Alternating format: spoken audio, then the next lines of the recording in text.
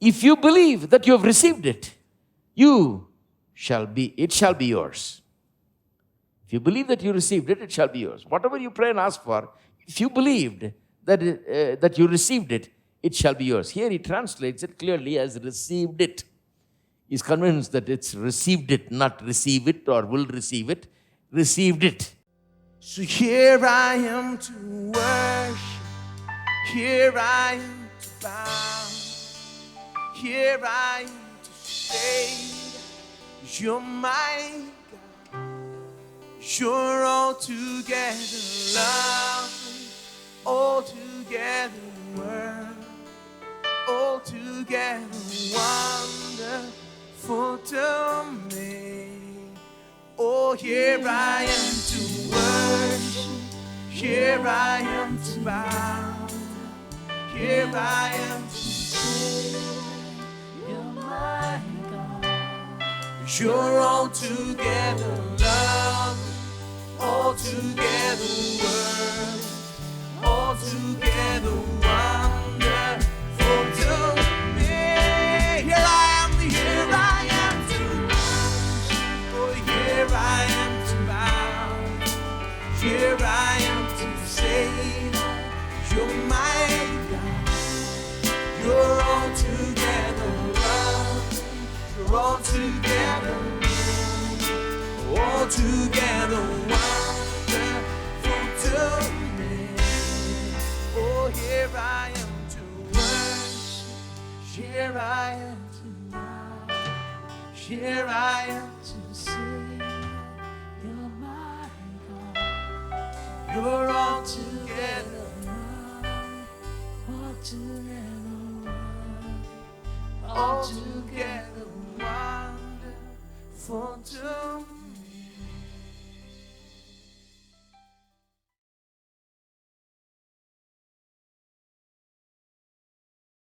Mark chapter 11, let me read to you from verse 20 to 24. Now in the morning, as they passed by, they saw the fig tree dried up from the roots. And Peter, remembering, said to him, Rabbi, look, the fig tree which you cursed has withered away. So Jesus answered and said to them, have faith in God.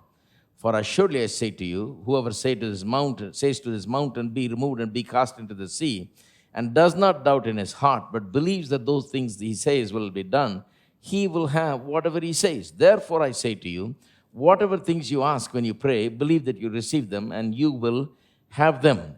Verse 23 and 24, you're talking about the mountain moving faith.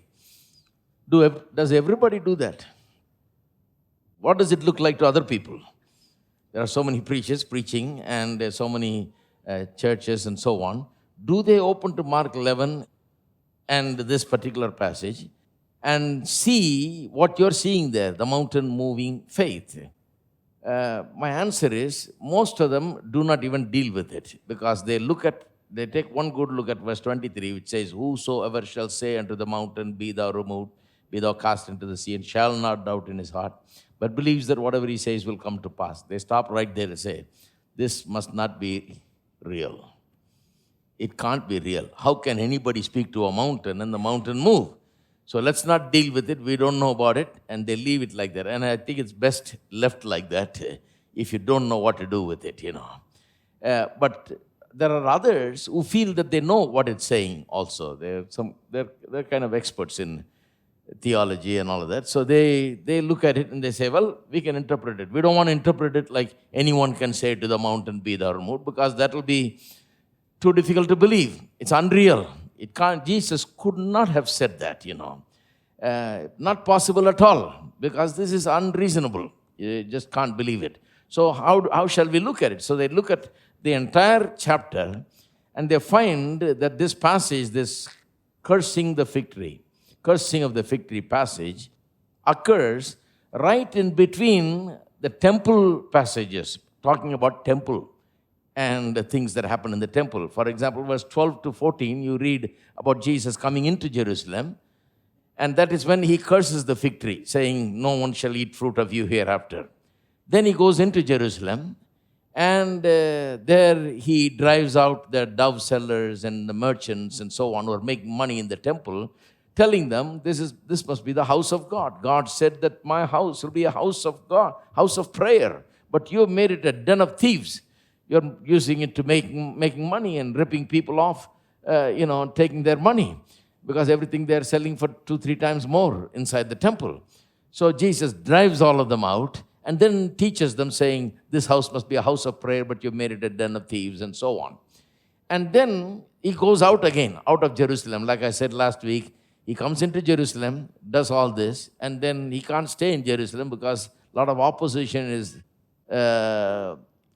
created because of what he does. So he leaves Jerusalem and goes and stays in Bethany, and next morning comes back into Jerusalem. Every day he comes into Jerusalem and does this, goes out and stays. So next morning as they were coming, that's when Peter saw that the tree that Jesus cursed is withered away. He comes to Jesus and says, the Lord, the tree that you cursed is withered away. When Jesus cursed it, he didn't say, I'm cursing it. He simply said, let no one eat fruit of you hereafter. But Peter interprets it as a curse. That's what it amounts to. He's saying, you'll never be fruitful again.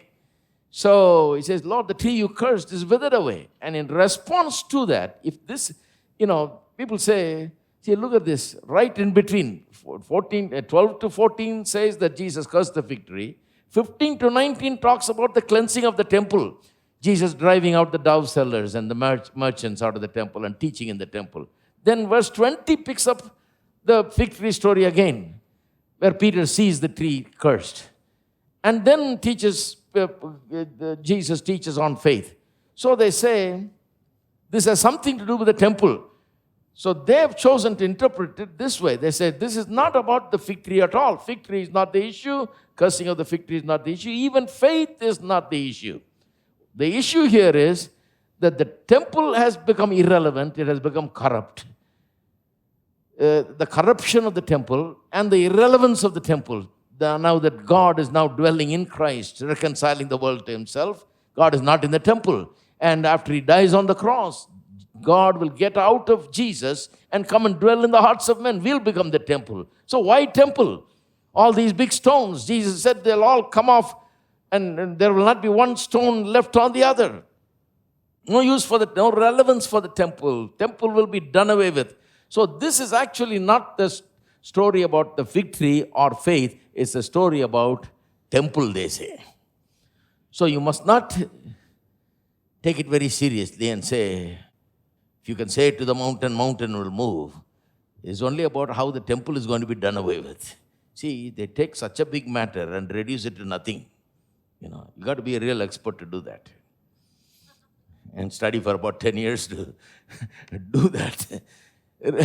But really, I showed you how from the beginning of Mark's gospel, the story, the theme of faith keeps occurring again and again, where Jesus is talking about faith and the power of faith to turn things around. Talks about the faith of the man who was lowered from the roof, paralytic man. He saw their faith, the people that brought him, and healed him, it says.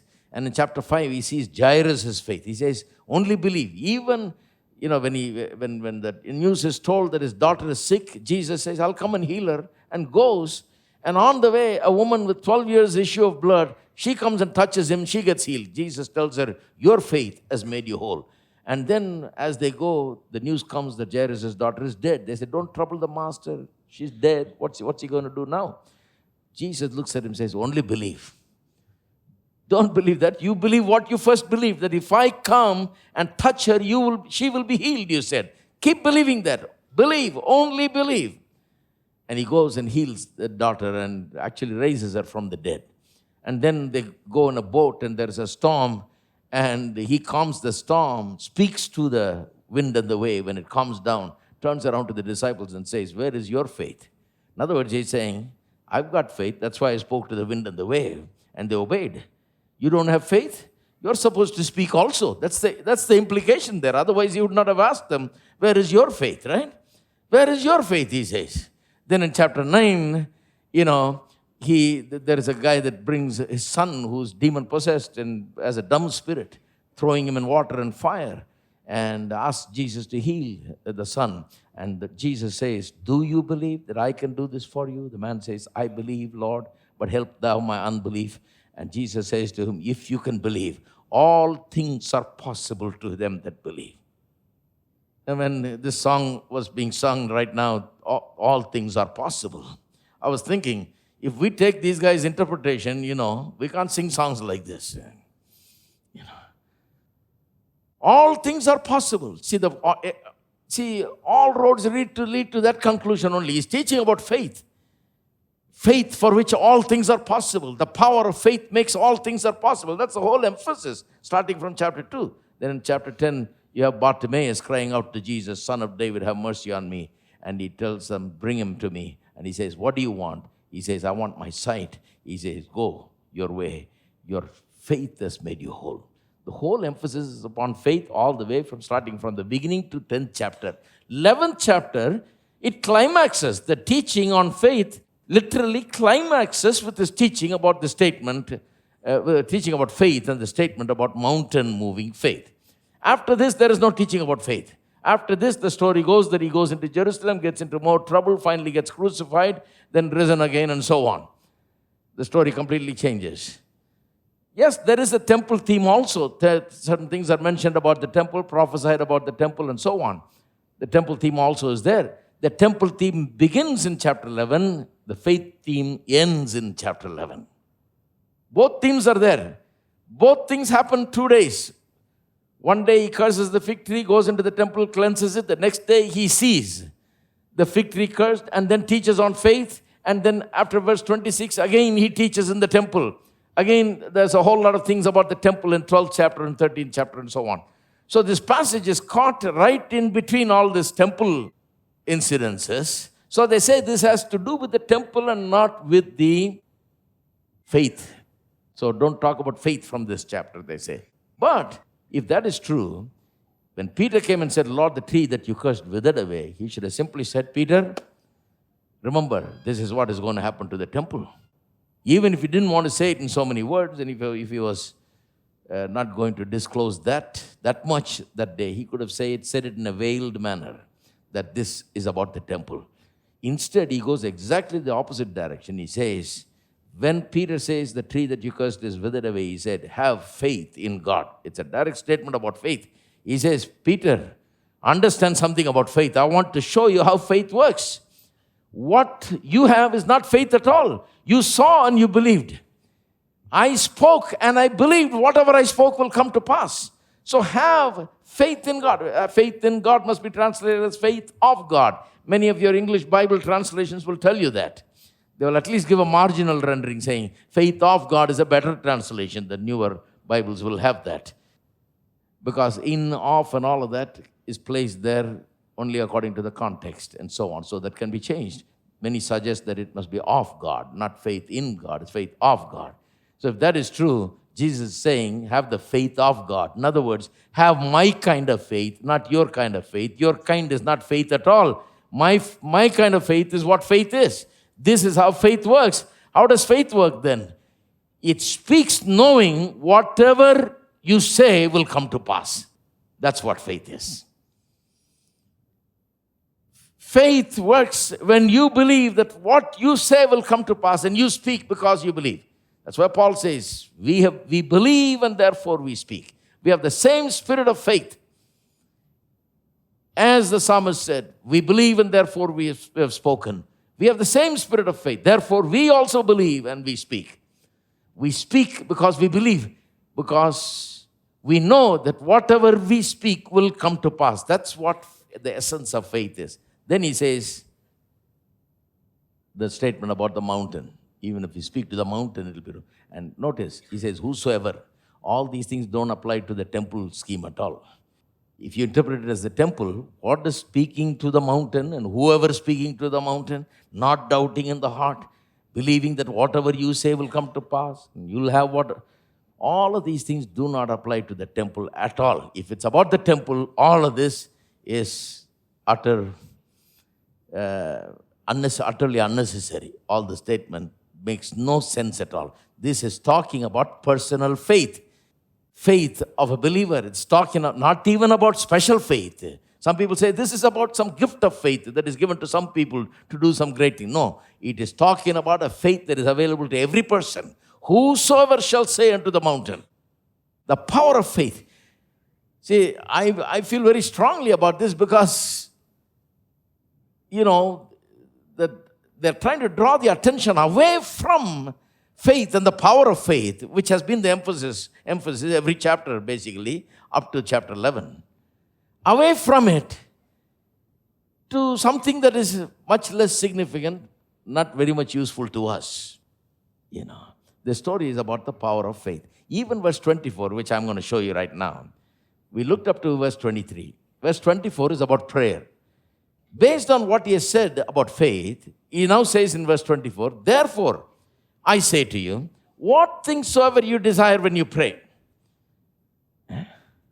or whatever things you ask when you pray, some translations say. Some translations say, whatever you desire. See, desire and ask are used interchangeably, the word desire and ask. If you use desire or ask, it's the same thing, because asking is simply asking what you desire. See, whatever you desire is not wrong. So whatever you desire when you pray, believe that you receive them and you shall have them. Even this, they try to link it with the temple, because in the temple he made a statement about prayer. He said, this shall be a house of prayer, God said. But you have made it a den of thieves. See, he started talking about prayer, and this is a continuation of that prayer thought, they say. No, what he said about prayer there is totally different from what he said about prayer here. It has no connection at all. There he is talking about how they've made it a den of thieves, their corruption, and how it related to the temple, the purpose of the temple. Here he is talking about exercising faith in prayer. This is a statement clearly about faith. So now listen, let's look into this, and now that we know that this is really about prayer, this is really about faith, and now he's giving prayer as an illustration so that we can understand how faith works, because that's what we're studying, how faith works. So he says, whatever you ask when you pray, believe that you receive them. Now, this is what is very confusing. Last week in closing, I said that and just closed it, and I said I'll continue. Believe that you receive them, he says. He should have at least said received them, or believe that you will receive them. That'll make sense. Believe that you receive them. It almost looks like some kind of mistake has happened here, Believe that you receive them, then you shall have them. You feel like saying, please tell me whether I should believe that I have received them or I will receive them. Believe that you receive them means, how do I believe that I receive them? How do I understand this? So, let me read to you from another translation. Thank God that we simple people, I'm also a simple person, you can simply go to some other translation, because these guys really try to bring out whatever has not been brought out here properly. The later translations are about that. They try to bring out the meanings that are missed here. So I'm going to read Richard Francis Weymouth's translation. Weymouth's translation is quite popular. Let me read from Weymouth's translation, verse 24. The same verse, which says, whatever things you ask when you pray, believe that you receive them, you shall have them. Look at how he translates it. He says, that is why I tell you, whatever you pray and ask for, if you believe that you have received it, it shall be yours. Once again, that's why I tell you, whatever you pray and ask for, if you believe that you have received it, it shall be yours. If you believe that you received it, it shall be yours. Whatever you pray and ask for, if you believed that you received it, it shall be yours. Here he translates it clearly as received it. He's convinced that it's received it, not receive it or will receive it. Received it.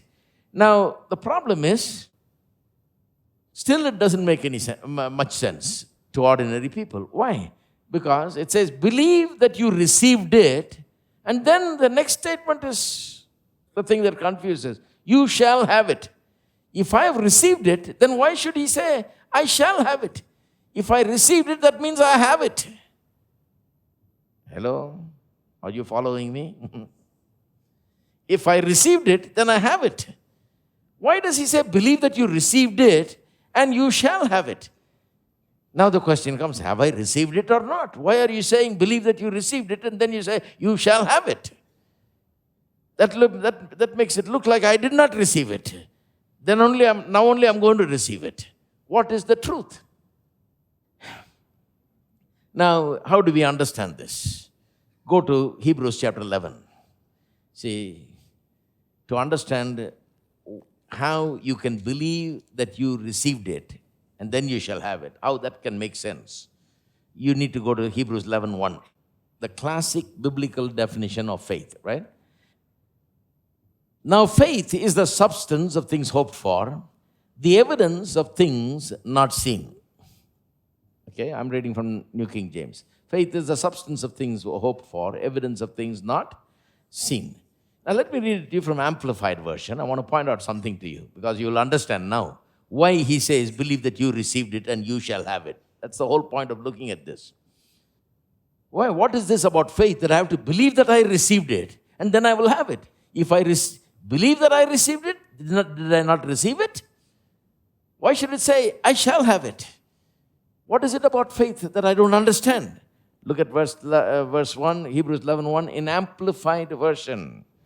I'm going to stop and explain every little bit of what Amplified Version gives here. It says, now faith is the assurance. Amplified Version puts things in brackets because it expands. After it says assurance, it expands on assurance. It says the confirmation, title deed, 2 words within brackets. Now faith is the assurance, that is the confirmation or the title deed of the things we hope for. Faith being the proof of things we do not see. See, you don't see it, but you have a proof of it. Your faith is the proof. Your faith is the title deed. What is a title deed? Title deed shows ownership. Suppose someone said, whose house is this? Is this yours? Say yes, and they don't believe it. You show what? You show your document which contains your name there. Document is proof of ownership. Now, we read here, now faith is the confirmation or assurance or the title deed. Faith is a title deed in what sense? Faith is the title deed that these things that I'm hoping for is mine. They belong to me. I have a divine right to it. It has been given to me in and through redemption by salvation in Jesus Christ. These things are mine. I am the owner. I am the owner of every blessing in spirit, soul, and body. And the title deed tells me that. Faith is my title deed. Faith is the title deed. Faith is the assurance, it's the confirmation, is the title deed of the things that I'm hoping for. That means those things that belong to me are not yet in my hands yet. Right? How many of you know that you can have things but not in your hand? Right? Suppose, always use this illustration. Suppose somebody left 100 crores. Some of you are thinking, my God, hope someday it happens, Just imagine if someday it happens, that somebody left 100 crore and you get a notice saying, you got 100 crore sitting in such and such a bank, in your name, such and such an account number, come and get it. You go, they're not going to give it to you just right away, You got to bring all kinds of IDs and proofs and all that. There's probably a broker, who will broker this whole thing, work in between. There's a middleman usually, And he will work all the details out because you don't know anything about this. You'll need a lawyer for sure. You'll need an auditor for sure because you got to pay the government a lot of taxes. And by the time everybody gets through, you won't be getting 100 crores. I can bet on it, You'll be lucky if you got half of it. But you got to work things out. See, all the time you didn't have it, all the time that you were not using any 1 penny from that 100 crore, it was yours, right? But you were going through the process of claiming what is yours. But for never a moment you will cease from saying that it's yours. If anybody said it's not yours, you will take issue with it. It's yours. Even if you did not have 1 penny from it, even if you did not have 1 rupee transferred into your account, still you say, I have it, it's mine. You'll probably start borrowing based on that, Some of us are so good at that. Yeah, I'm getting it. Don't worry. I'll give it to you. It's coming pretty soon. Because even though we don't have it in hand, it's ours.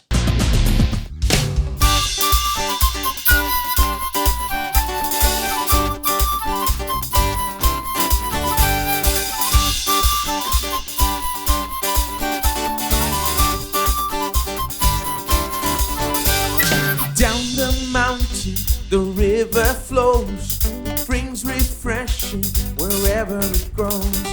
Through the valleys and over the fields, the river is rushing and the river is here.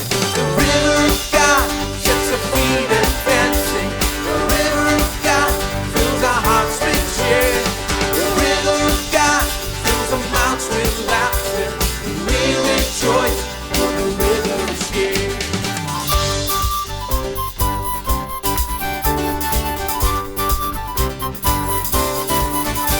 The river of God is teeming with life, and all who touch it can be revived. And those who linger on this river shore will come back thirsty for more of the Lord. The river of God sets our feet dancing. The river of God fills our hearts with cheer. The river of God fills our mouths with laughter, and we rejoice. For the river is there. Oh, the river of God sets our feet dancing. The river of God fills our hearts with cheer. The river of God fills our mouths with laughter, and we rejoice. For the river is here.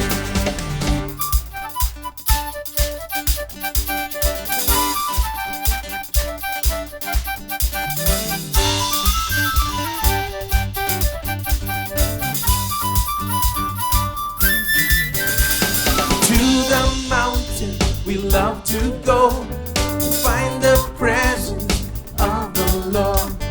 Along the banks of the river we run, we dance with laughter, giving praise to the sun. The river of God sets our feet dancing. The river of God fills our hearts with cheer. The river of God fills our mouths with laughter. We rejoice, for the river is here. Oh, the river